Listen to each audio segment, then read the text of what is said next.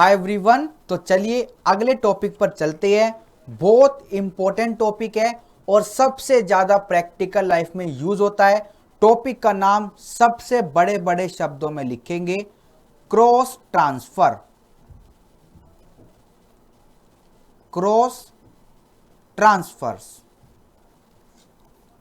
मतलब एक व्यक्ति दूसरे को गिफ्ट दे रहा है, दूसरा व्यक्ति आप ही को दोबारा गिफ्ट दे रहा है और उन गिफ्ट से इनकम हो रही है, तो ये होता है क्रॉस ट्रांसफर्स।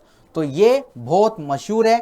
प्रैक्टिकल लाइफ में जो बड़े बड़े टैक्स प्लानर होते हैं ऐसा ही करते होंगे। तो चलिए मैं आपको बताता हूं कि क्रॉस ट्रांसफर्स में क्या है। हम तो अपनी एक एक पॉइंट लिखेंगे और इस टॉपिक को समझेंगे। चलिए लिखेंगे first point. In the case of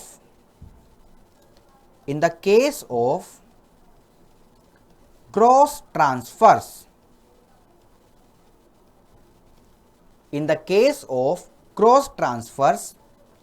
also the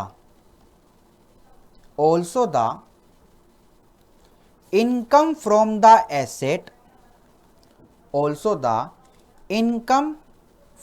the asset, transferred, जो ट्रांसफर्ड हो चुका,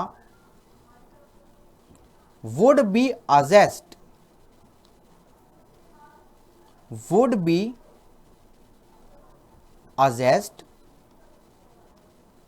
in the hands of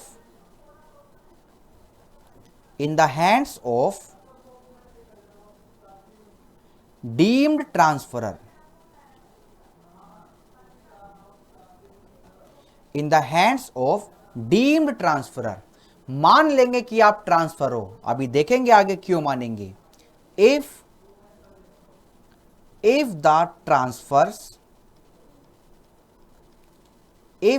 transverse यानी जो ट्रांजैक्शन हुई है, आरसो वो ऐसी है, आरसो इंटीमेटली जो बता रही है, intimately connected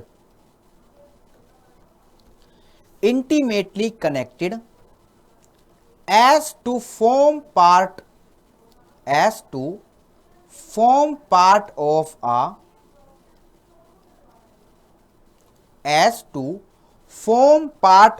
a single transaction। आप बहुत सारी ट्रांजैक्शन कर रहे हो बट पता लग गया कि ये एक ही ट्रांजैक्शन है, सिंगल ट्रांजैक्शन को आप बार बार घुमा रहे हो, ठीक है। intimately connected as to form part of a single transaction and each transfer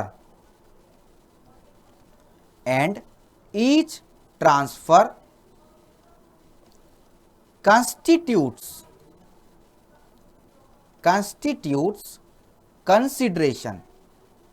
consideration for the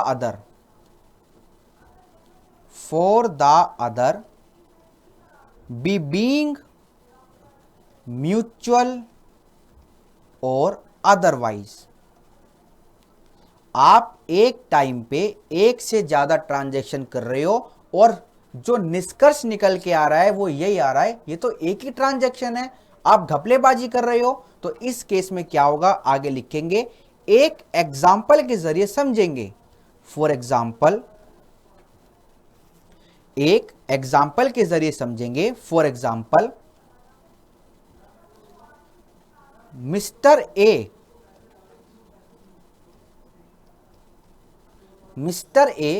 making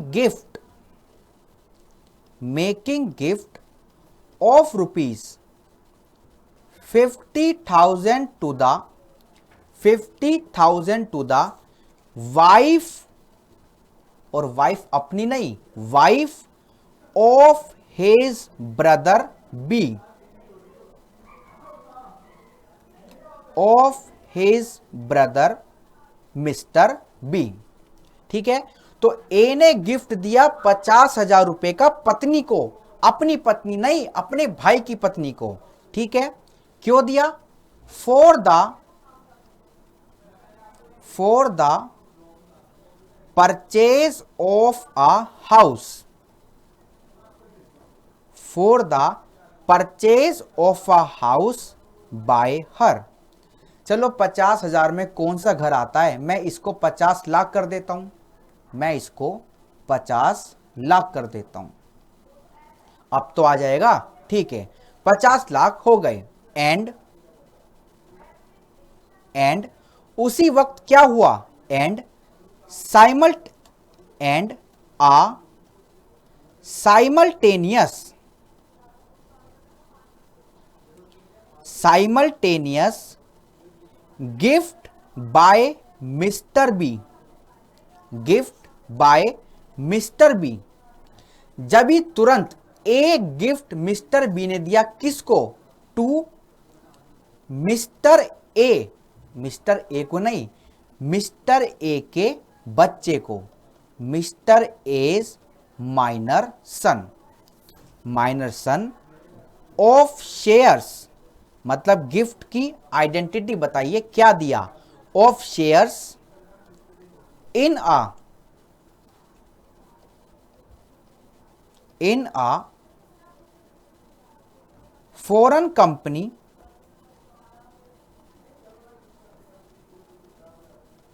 worth rupees 50 lakh, worth rupees 50 lakh, owned by him. ठीक है जी, सिनेरियो समझ आया आपको। मिस्टर ए ने गिफ्ट दिया वाइफ को, किसकी वाइफ को, मिस्टर बी की वाइफ को। फिर मिस्टर बी की वाइफ ने गिफ्ट नहीं दिया दोबारे, मिस्टर बी ने गिफ्ट दिया मिस्टर ए के बच्चे को 50 लाख रुपए का, तो सेम अमाउंट है। अब क्या होगा आगे देखते हैं, अब क्या होगा आगे देखते हैं, लिखेंगे इसी में आगे लिखेंगे, this is the case of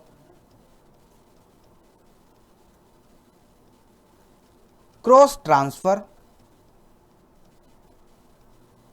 दस, इसमें अब क्या होगा, लिखेंगे दस, इन दिस एग्जाम्पल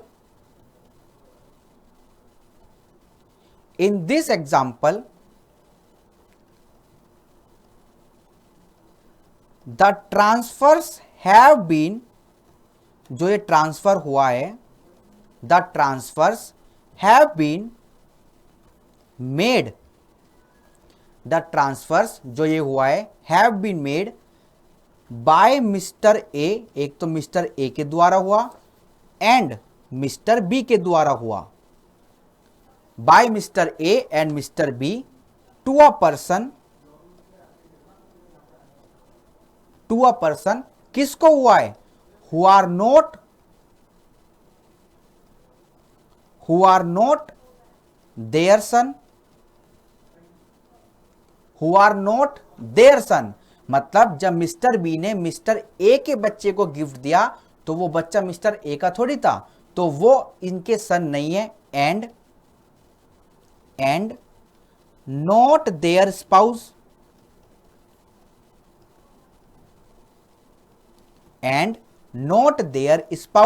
तो जब मिस्टर ए ने मिस्टर बी अपने भाई की पत्नी को गिफ्ट दिया तो वो पत्नी मिस्टर ए की नहीं थी।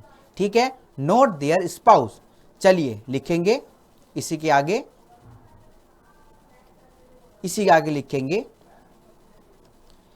It constituted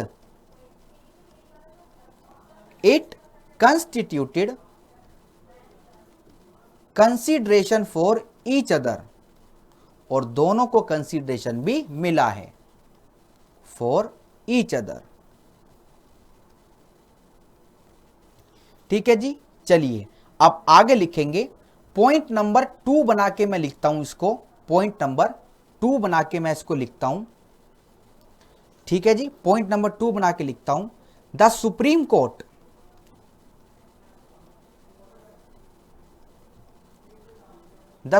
court in the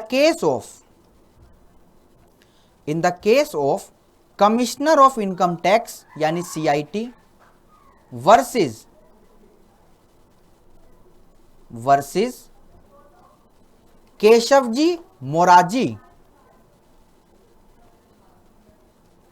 1967 का ये केस है। तो सुप्रीम कोर्ट ने क्या डिसाइड करा, क्या देखा, वो लिखने जा रहा हूं। Observe date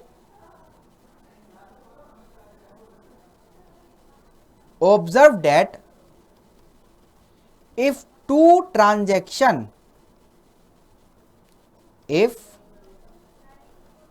transaction are interconnected,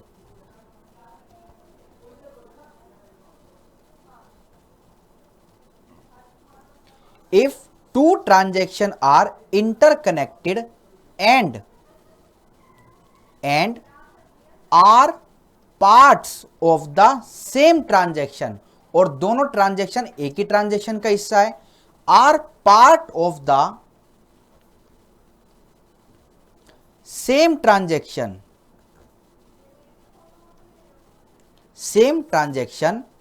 done, आपने की है, क्यों की है, done in such a way to avoid या इवेड यानी चोरी की है, या फिर आप टैक्स को अवॉइड करना चाहते हो, टू अवॉइड या इवेड द टैक्स। ठीक है जी। फिर इसके बाद लिखेंगे the implication of clubbing provisions would be attracted.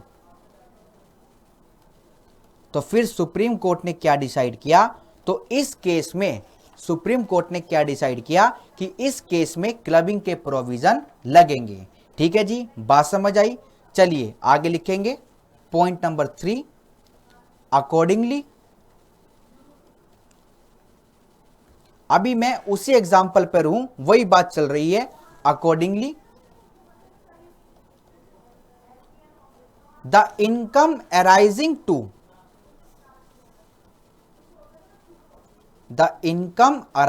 to Mrs. B from the house property, क्योंकि उन्होंने 50 लाख रुपए दिए थे मिस्टर ए ने, मिस्टर बी की पत्नी को उन्होंने घर खरीद लिया, तो उस घर से जो अब इनकम होगी from the house property should be clubbed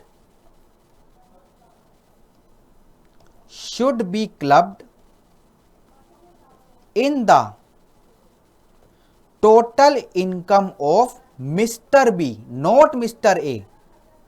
ध्यान से देखना,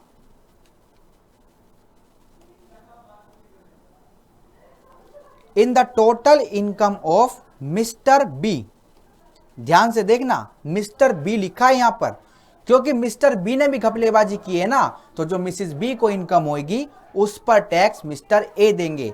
सुप्रीम कोर्ट का केस है, प्लीज कंफ्यूज मत होना, क्वेश्चन आया हुआ है, आ भी सकता है और आगे आता रहेगा।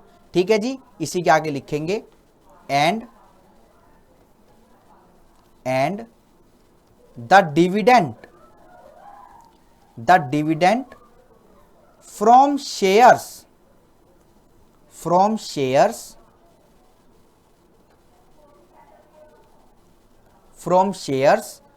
Transfer to mister A sons, जो डिविडेंड इनकम उस माइनर बच्चे को होएगी, लिखेंगे माइनर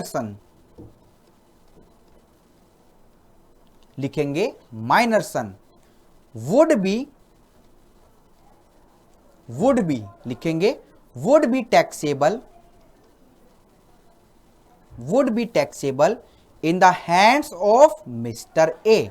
तो सुप्रीम कोर्ट ने ऑब्जर्व किया और ये वाला केस डाला और इससे दोनों को टैक्स देना पड़ेगा। इन्होंने घपलेबाजी करने की कोशिश की तो हमारे सुप्रीम कोर्ट ने इनको पकड़ लिया।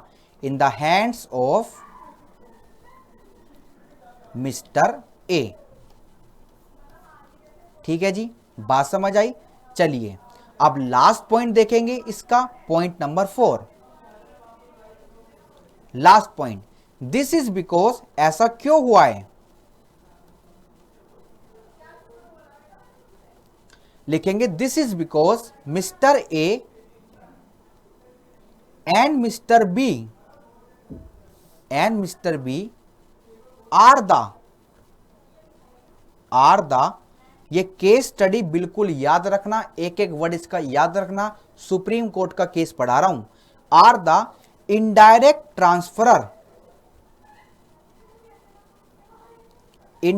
Transferor of income to their minor child, क्योंकि ए ने बी के द्वारा अपने माइनर चाइल्ड की इनकम कराई, एंड देयर स्पाउस, और बी ने ए के द्वारा अपनी पत्नी की इनकम कराई, and their spouse respectively.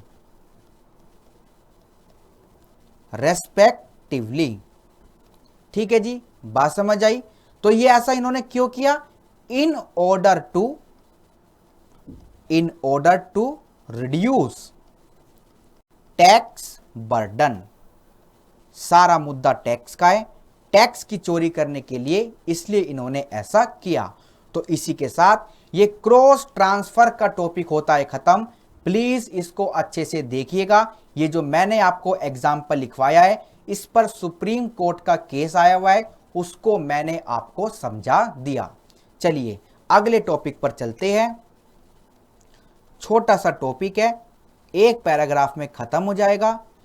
Conversion of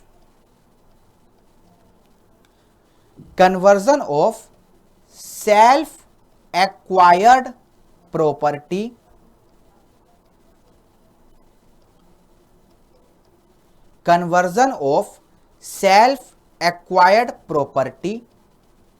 into the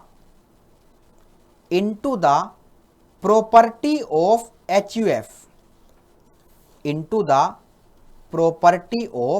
HUF।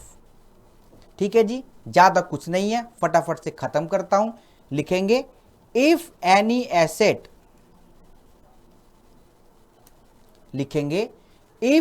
Asset owned by an individual, यानी mister Ram, mister Mohan, mister Shyam, is converted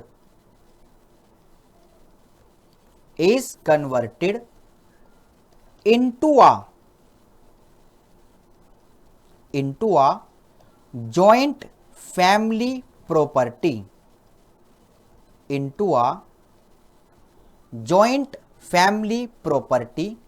of an HUF,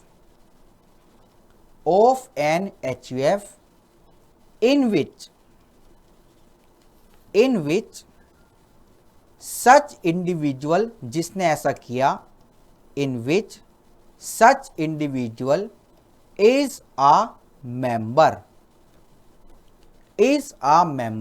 और जो ये काम किया ना, ये किया विदाउट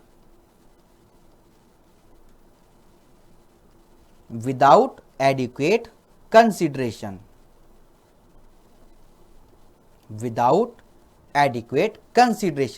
तो इस केस में क्या होगा? लिखेंगे देन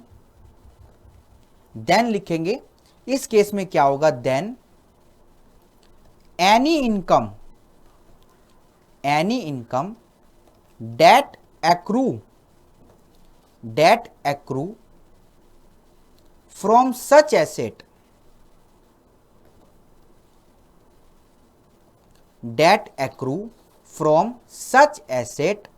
to HUF, यानी ट्रांसफरी,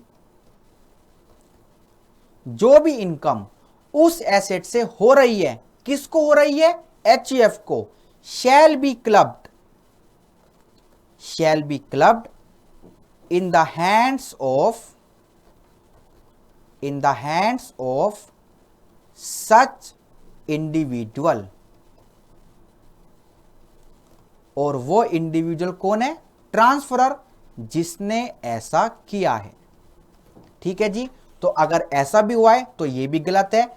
इंडिविजुअल ने अपनी प्रॉपर्टी को HUF को ट्रांसफर कर दिया और बदले में पैसा बहुत कम लिया, यानी कि आपने एडुकेट कंसीडरेशन में ऐसा नहीं किया, यानी इन एडुकेट कंसीडरेशन आपने लिया, तो उस एसेट से जो इनकम होगी एचयूएफ को, उसको क्लब कर दिया जाएगा इन the hands of such individual, यानी कि ट्रांसफर। इसी के साथ ये टॉपिक भी होता है खत्म। छोटा सा टॉपिक था, इसको भी हमने कंप्लीट किया। Okay, thank you so much.